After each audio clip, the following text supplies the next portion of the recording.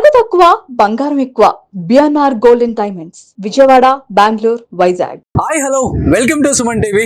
నేను మీ రోషన్. సో తమిళనాడు అనేది రిజల్ట్ డిఎంకేకి అనుకూలంగా వస్తుందని ప్రతి సర్వే సంస్థ నేషనల్ మీడియా కూడా చెప్పింది. కానీ ముందు నుంచి చెప్పుకుంటూ వస్తుంది, సుమన్ టీవీ ప్రెడిక్ట్ చేసింది డెఫినెట్గా కింగ్ మేకర్ కాదు, కింగ్ అవుతాడు విజయ్ అని.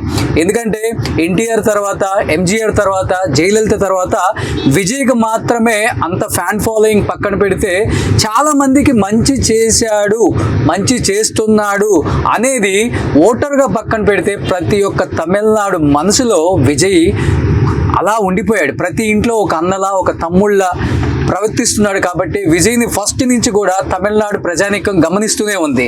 ఎందుకంటే డిఎంకే పార్టీ క్లియర్గా ఒక అజెండాతో ముందుకెళ్ళింది. సో డిఎంకేకి ఇంకా పోటీ లేదు. అన్నా డిఎంకే జయలలిత చనిపోయిన తర్వాత డిఎంకే మాత్రమే తమిళనాడులో ప్రతిసారి జెండా ఎగరవేస్తుందని చెప్పేసి స్టాలిన్ కావచ్చు, ఉదయనిధి స్టాలిన్ కావచ్చు, చాలా అంటే ఒక రకంగా చెప్పాలంటే చాలా గర్వంగా ఫీల్ అయ్యారు. మమ్మల్ని మించిన వాళ్ళు లేరు, ఈ పార్టీని మించిన పార్టీ ఇంకా తమిళనాడులో పుట్టదు. ఎందుకంటే ఎంతో మంది సినిమా నటులు, విజయకాంత్ కావచ్చు, రజనీకాంత్ కావచ్చు, కమల్ హాసన్ కావచ్చు, ఇలాంటి వాళ్ళు ఎంతో మంది సినిమా నటులు తమిళనాడులో విజయం సాధించలేకపోయారు. ఎంతో మంది నటీనటులు కూడా వచ్చారు, విజయం సాధించలేకపోయారు. కేవలం ఆ ఎరా అనేది జయలలితతో ముగిసిపోయింది. ఇక జయలలిత శకం ముగిసిపోయింది కాబట్టి డిఎంకేకి మాత్రమే పట్టం కడతారని చెప్పేసి మొత్తం డిఎంకే శ్రేణులు కావచ్చు, స్టాలిన్ కావచ్చు, ఉదయనిధి స్టాలిన్ కావచ్చు, ఆ కుటుంబం కావచ్చు, డిఎంకేకి కరుణానిధి ఫ్యామిలీ కావచ్చు, ప్రతి ఒక్కరు కూడా ఎక్స్పెక్ట్ చేశారు. కానీ ఒక్కసారిగా విజయ్ అంటే అతి తక్కువ టైంలో పార్టీ పెట్టి ఎంత పెద్ద ఎత్తున విజయం సాధించడం ఆషామాషి కాదు. అది ఏ పార్టీకి కూడా చెందలేదు. ఎందుకంటే మనం ఎలక్షన్స్ టైంలో కూడా ప్రతిదీ కూడా సుమన్ టీవీ ప్రెడిక్ట్ చేసుకుంటూనే వచ్చింది. సుమన్ టీవీ తమిళనాడు వెళ్ళి విజయ్ ఫాదర్ని కూడా ఇంటర్వ్యూ చేశాం. విజయ్ ఫాదర్ని సోయానా ఎస్ఏ చంద్రశేఖర్ గారిని నేనే ఇంటర్వ్యూ చేశాను. చాలా కాన్ఫిడెన్స్గా ఉన్నారు వాళ్ళు. ఎందుకంటే డెఫినెట్గా విజయ్ని అభిమానిస్తున్నారు. ఆ అభిమానం ఓట్ల రూపం కూడా చూపిస్తారు. డెఫినెట్గా విజయం సాధిస్తాడు, టీవీకే పార్టీ అనేది విజయం సాధించి విజయ్ సీఎం అవుతాడు అని ప్రతి ఒక్కరు కూడా చెప్తున్నారు. ఇక్కడ మీరు ఒకటి గమనించినట్టయితే ఎక్కడా కూడా సినిమా ఇండస్ట్రీకి సంబంధించిన వ్యక్తులు ఎవరు కూడా విజయ్ని పెద్దగా సపోర్ట్ చేయలేదు. ఏ క్యాంపెయిన్లో కూడా విజయ్ మనకు కనిపించలేదు.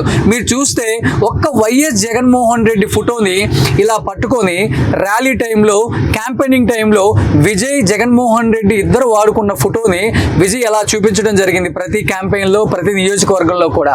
అంటే యువత రాబోతుంది, అంటే అతనికి చాలా మంచి భవిష్యత్తు ఉంది, కోట్ల రెమ్యునరేషన్, అంటే రాజకీయాల్లో కూడా రాని గుర్తింపు సినిమాల్లో వచ్చింది. ఎందుకంటే విజయ్ సినిమాల్లోకి వచ్చినప్పుడు నీ ముఖం చూసుకున్నావా, సినిమాలకు పనికొస్తావా అని హేళన చేసిన విజయ్ అది చాలా మైండ్లోకి చాలా గట్టిగా తీసుకొని ఈరోజు తమిళనాడులో ఇళయ దళపతి నెంబర్ 1 స్టార్గా ఎదగటానికి వన్ ఆఫ్ ద రీజన్. చిన్నప్పటి నుంచి కూడా తను ఏది అనుకుంటే అది అవ్వాలన్న కసి, ఆ కసి అనేది ఫస్ట్ నుంచి ఉందని చెప్పేసి వాళ్ళ ఫాదర్ కూడా మన ఇంటర్వ్యూలో చెప్పారు, ఎస్ఏ చంద్రశేఖర్ గారు. బట్ ప్రతి ఒక్కళ్ళు కూడా మీరు చూస్తే ఏ సర్వే సంస్థ అయినా ప్రతి సర్వే సంస్థ కూడా విజయ్కి అనుకూలంగా ఎవరూ కూడా ఇవ్వలేదు. ఎందుకంటే 10 సీట్లు గెలుస్తాడా, 15 సీట్లు గెలుస్తాడా, అంతకు మించి గెలవటం చాలా కష్టం. అసలు విజయ్ ఒక్కడే గెలుస్తాడా, అసలు విజయ్ కూడా గెలవడా, ఇలా రకరకాల కథనాలు మనందరం చూస్తూనే వచ్చాం. కానీ ఒక్కసారిగా సెంచరీ దాటి ముందుకెళ్ళిపోతుంటే ప్రతి ఒక్కళ్ళు అసలుకి చెప్పాలంటే ఏడీఎంకే కావచ్చు, అన్నా డిఎంకే కావచ్చు, వీళ్ళందరికి కూడా వణుకు పుట్టింది. ఎప్పుడైతే మార్నింగ్ విజయ్ ఇంకా 1 ఫిగర్తో ఉన్నారో ఇంకా టీవీకేకి అంత సీన్ లేదులే అనుకున్నారు. కానీ ఒక్కసారిగా బ్యాలెట్స్ ఓపెన్ అయ్యి కౌంటింగ్ స్టార్ట్ చేసిన తర్వాత ఇంకా విజయ్ దుంబింబి అని చెప్పుకోవచ్చు. ఇంకా తగ్గలేదు, విజయ్ ఎక్కడా కూడా తగ్గలేదు. తన విజయకేతనం ఎగరవేసే ఫిగర్ కూడా దాటే క్షణం రాబోతుందన్నమాట. ఆల్మోస్ట్ విజయ్ 105 కూడా దాటారు. ఇప్పుడు మార్నింగ్ 9 అయిపోతుంది. మనం ఇక్కడ నుంచి చెన్నై స్టార్ట్ అయ్యాం. నేషనల్ మీడియా కూడా టీవీకే పార్టీకి అనుకూలంగా ఇవ్వలేదు. ఒక్క సుమన్ టీవీ మాత్రమే ఫస్ట్ నుంచి కూడా ప్రెడిక్ట్ చేసింది విజయ్ డెఫినెట్గా సీఎం అవుతాడు. కానీ ఏదైతే విజయ్కున్న ఫ్యాన్ ఫాలోయింగ్ చూసి, విజయ్కున్న ఫ్యాన్స్ని చూసి, విజయ్కున్న క్రేజ్ని చూసి చెప్పలేదు. ఎందుకంటే డెఫినెట్గా అక్కడ కోరుకుంటున్నారు, కొత్త గవర్నమెంట్ని కోరుకుంటున్నారు, చేంజ్ కోరుకుంటున్నారు. ఎందుకంటే ఎందుకంటే మీరు చూస్తే ఏడీఎంకే కావచ్చు, డిఎంకే కావచ్చు, ఇద్దరు ఉన్నప్పుడు కూడా ఒకసారి వాళ్ళు, ఒకసారి వీళ్ళు మాత్రమే వస్తారు అక్కడ. అంటే ఎప్పుడు మనం ఎంత బాగా చేసినా కానీ అక్కడ గవర్నమెంట్ ఎప్పుడు చేంజ్ అవుతూనే ఉంటుంది. బట్ జయలలిత గారి మరణం తర్వాత అసలు ఆ పార్టీని నడిపించే నాయకుడు లేక, ఆ పార్టీని నడిపించే అంటే ఎడపడి అంత పొటెన్షియల్ స్ట్రెంత్ లేని వ్యక్తి అని చెప్పుకోవచ్చు. జయలలిత చనిపోయిన తర్వాత అనివార్య కారణాల వల్ల ఆయన సీఎం అయ్యారు. ఇంకొకటి మీరు గమనిస్తే డిఎంకే పార్టీ ప్రతి ఒక్కరిని కలుపుకుపోయింది. ఏదైతే కూటమి మాకొద్దు అని చెప్పుకున్న డిఎంకే పార్టీ అటు పక్కన కాంగ్రెస్ కావచ్చు, ఇంకో పక్కన విజయకాంత్ వైఫ్ను కావచ్చు, ఇంకో పక్కన అన్ని పార్టీలని, చిన్న చితకా పార్టీలు అన్నింటినీ కలుపుకోపోయి డెఫినెట్గా విజయ్ని ఓడించాలి, విజయ్ని ఓడించడమే మా ప్రధాన కర్తవ్యం అని చెప్పేసి ఎలక్షన్లో దిగారు. కానీ విజయ్ ఒకటే కోరుకున్నాడు, ఏ పార్టీ సపోర్ట్ నాకు అక్కర్లేదు, ఎవరి సపోర్ట్ నాకు అక్కర్లేదు, ఏ వ్యక్తుల సపోర్ట్ నాకు అక్కర్లేదు, ఏ సినిమా హీరో, ఏ సినిమా యాక్టర్స్ సపోర్ట్ కూడా నాకు అక్కర్లేదు, నేను ఒక్కడినే ప్రజల్లోకి వెళ్తాను, డెఫినెట్గా చేంజ్ కోరుకుంటున్నారు ప్రజలు, అది మాత్రమే నేను గమనించాను అని ఒక్కడే రాజకీయాలలో నిజంగా వెన్నెముకలో వణుకు పుట్టిందని చెప్పుకోవచ్చు అనమాట. అంత బాగా క్యాంపెయిన్ చేసుకున్నారు. తన క్యాంపెయిన్ చేసుకున్న ప్రతి చోట కూడా నవ్వారు అందరూ. అంటే పెద్దగా జనం కూడా రావట్లేదు. విజయ్కి ఏమైనా పిచ్చి పట్టిందా? విజయ్కి చెప్పాలంటే క్యాండిడేట్స్ కూడా లాస్ట్ మినిట్ వరకు దొరకలేదు. లాస్ట్ మినిట్ వరకు క్యాండిడేట్స్ లేరు. పార్టీలో ఒక 5 కోట్లు 10 కోట్లు కూడా ఖర్చు పెట్టుకోలేని వ్యక్తులకు కూడా సీట్లు ఇచ్చాడు అనమాట. అంటే చూస్తే పవన్ కళ్యాణ్ ఫస్ట్ టైం ఇక్కడ పోటీ చేసినప్పుడు అంటే డబ్బులు లేవన్న ఒక రీజన్తో పార్టీని ఓడగొట్టారు అని చెప్పారు. కానీ ఇక్కడ డబ్బులు కూడా పనిచేయలేదు అనమాట.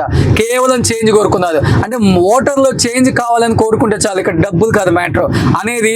అంటే నాకు తెలిసి ఇంకొక 10 తరాలకి విజయ్ మాత్రమే గుర్తుంటాడు. ఒక ఎన్టీఆర్, ఒక ఎంజీఆర్, ఒక జయలలిత, ఒక విజయ్. అంటే ఆ తరహాలో స్టార్డమ్ ఉన్న ఏ హీరోలు కూడా ఇక్కడ చిరంజీవి కావచ్చు, పవన్ కళ్యాణ్ కావచ్చు, సింగిల్గా వెళ్ళి ఏం సాధించలేకపోయారు అనేది కూడా గమనిస్తూనే ఉన్నారు ఇప్పుడు ప్రజలు. అంటే వాళ్ళు తక్కువ చేసి మాట్లాడట్లేదు, చెప్తున్నాను. అంటే కంపారిజన్ వచ్చినప్పుడు మెగాస్టార్కి చాలా పెద్ద ఫ్యాన్ ఫాలోయింగ్ ఉంది, బోత్ కంబైన్ స్టేట్స్ ఉన్నప్పుడు. కానీ ఆయన విజయం సాధించలేకపోయారు. కేవలం 18 సీట్లతో మాత్రమే ఆయన ప్రజారాజ్యం పార్టీని ఆ రోజు కాంగ్రెస్లో విలీనం జరిగింది. తర్వాత చూసుకుంటే మీరు పవన్ కళ్యాణ్ కూడా ఒక్కడే గెలవలేకపోయారు. తర్వాత వరప్రసాద్ ఒక్కళ్ళే గెలిచారు. తర్వాత కూటమితో పాటు వచ్చినప్పుడు 21కు 21 కొట్టారు.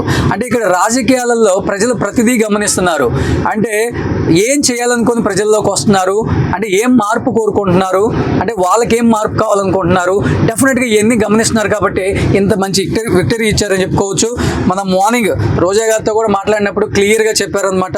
డెఫినెట్గా మా ఇండస్ట్రీయే కాదు, మొత్తం ఓటర్స్ కూడా మార్పు కోరుకున్నారు. సో ఆ దిశగా విజయ్ వెళ్తున్నారని. సో ఆల్రెడీ మనం చెన్నై వెళ్తున్నాం కాబట్టి అక్కడ ఉన్న టీవీకే పార్టీ శ్రేణులు కావచ్చు, లేకపోతే క్యాండిడేట్స్ కావచ్చు, సో ఎందుకు ప్రజలు ఇంత మంచి విక్టరీ ఇచ్చారో వాళ్ళ మాటలో తెలుసుకుందాం. అండ్ సాలూరి వాసురావు గారు మీ అందరికీ తెలిసే ఉంటుంది, ప్రముఖ మ్యూజిక్ డైరెక్టర్, సాలూరి కోటి గారి బ్రదర్, సాలూరు రాజేశ్వరరావు గారి అబ్బాయి. చాలా సినిమాలకి కంపోజిషన్ చేశారు. వాళ్ళ ఫాదర్ ఎస్ఏ చంద్రశేఖర్ డైరెక్టర్గా ఉన్నప్పుడు. సో వాసురావు గారు నమస్తే అండి. మొత్తం తమిళనాడు మొత్తం కూడా సో విజయ్ పాటలతో, విజయ్ నామ స్మరణతో మారుమోగిపోతుంది. ఎవరు కూడా ఊహించలేదు ఇంత పెద్ద విక్టరీ విజయ్కి ఖాతాలో వేసుకుంటారు. పార్టీ పెట్టిన అంటే ఫస్ట్ టైమే, ఎలక్షన్స్కి వెళ్ళిన ఫస్ట్ టైమే ఇంత పెద్ద విక్టరీ ఇస్తారని ఎవ్వరు అనుకోలేదు. అందరూ డిఎంకే వచ్చేస్తుంది అన్నారు. ఏముంది తమిళనాడులో సినిమా ఇండస్ట్రీ ఒక్కళ్ళు కూడా సపోర్ట్ చేయలేదు, కానీ తను మాత్రం చాలా పెద్ద విక్టరీ సాధించారు. ఏం చెప్తారు? మంచి అసోసియేషన్ ఉంది వాళ్ళ ఫ్యామిలీతో మీకు? చాలా దగ్గర. వాళ్ళ మదర్ నేను గిటార్ వాయించే రోజుల్లో ఆవిడ పాట పాడేదన్నమాట. అలాగా అలా ఉంచుదాం.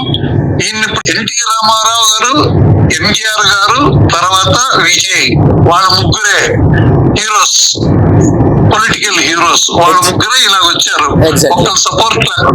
ఎస్, ఎవరు నాకు తెలిసి ఉప ముఖ్యమంత్రి కూడా ఉండడు అనమాట దీనికి ఈసారి తమిళనాడులో. అవును, ఎందుకంటే ఆయన ఒక్కడే, సినిమా వాడు ఒక్కడు కూడా సపోర్ట్ చేయలేదు. మీరు అన్నది మీరు ధైర్యంగా చెప్పారు. రోషన్ గారు, సుమన్ టీవీ రోషన్ గారు చాలా ధైర్యంగా చెప్పారు. నాకు చాలా బాధాకర విషయంగా ఉండేది అనమాట. ఒక్కళ్ళు కూడా ఆయనకి సపోర్ట్ చేయలేదు. ఆయన సినిమాని నొక్కేశారు రిలీజ్ అవ్వకుండా. అది ఎంత పెద్ద తప్పది, అంత తప్పు చేశారు. అయితే ఈయన నేను అనుకోవడం సార్, ఇంకోటి పేరు ఎత్తుతే మీరేం అనుకోకూడదు. చెప్పండి. జయలలిత గారు కానీ చెడు స్నేహాలు చేయకుండా ఉంటే తమిళనాడుని సింగపూర్ ని చేసేది. అదేలాగా విజయ్ గారు కూడా అయితే చాలా మీటింగ్స్ లో వాళ్ళ క్యాండిడేట్స్ తో వాళ్ళతో జూమ్ మీటింగ్ మాట్లాడినప్పుడు ఆయన అన్నప్పుడు మనం డీసెంట్ గా జాగ్రత్తగా కల్చర్డ్ గా మనం నడుచుకొని, పొలిటీషియన్ అంటే ఒక పేరు ఉంది, పొలిటీషియన్స్ అంటే ఇలాగ కూడా ఉంటారా అన్న పేరు మనం తెచ్చుకోవాలి. మనం గెలుస్తాము అన్నాడు. ఇంకో విచారకర విషయం అంటే నిన్న రాత్రి వరకు కూడా డిఎంకేవే గెలుస్తుంది. డిఎంకే ఇతనికి వచ్చి 18% కూడా రాదు అని చెప్పారండి. మా అందరూ చాలా విచారం వేసింది, అదేంట్రా విజయ్ ఇలా అయిపోతాడా పాపం అని. అయితే ఎవరిని అడిగినా ఎవరు కొట్టేశారని ఇంకెవరికి వేస్తాం, విజయ్ వేస్తాం. మాకు కొత్త వాటర్, తమిళనాడుకి కొత్త వాటర్ కావాలి. ఎప్పుడు చూడు వీళ్ళేనా, ఇకపైన అలా ఉండదు. 5 years కానీ ప్రజలు కూడా ఇంతలా ఆదరిస్తారని ఎవరు ఎక్స్పెక్ట్ చేసి ఉంటారు మేబీ. ఎందుకంటే దాని తర్వాత విజయకాంత్ వచ్చారు, కమల్ హాసన్ వచ్చారు, రజనీకాంత్ వచ్చారు. చెప్పాలంటే వాళ్ళకి ఎంతో స్టార్డమ్ ఉంది. అయినప్పటికీ కూడా ప్రజలు విజయ్ని నమ్మటం నిజంగా గ్రేట్ కదా అసలుకి. తర్వాత ఇంకొక చిన్న అతనికి వచ్చి చెడ్డ పేరు తేడానికి ఆయన యాంటీ హిందూ, ఆయన క్రిస్టియన్స్ నే ఓట్లు అడుగుతున్నాడు, అతని పేరు విజయ్ జోసెఫ్ అని అలా కూడా ప్రచారం చేశారు అపోజిషన్ వాళ్ళు.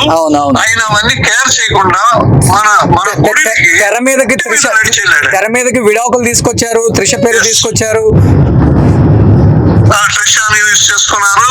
ఈయన ఒక్కొక్క గుడికి, హిందూ గుడులకి, అమ్మవారి గుడులకి, విఘ్నేశ్వరుడి గుడికి, అయ్యప్ప గుడికి, అన్ని గుడిలకి మొన్న షిరిడీకి వెళ్ళొచ్చాడు. అన్ని చేసి అప్పుడు ఇంకా తెలుసుకున్నారు, నో ఇతను అలాంటి వాడు కాదు, విజయ్ రావాలి అని డిసైడ్ అయిపోయారండి. అందరూ డబ్బులు తీసుకున్నారు, డబ్బులు వేసుకొని విజయ్ కొట్టేశారు.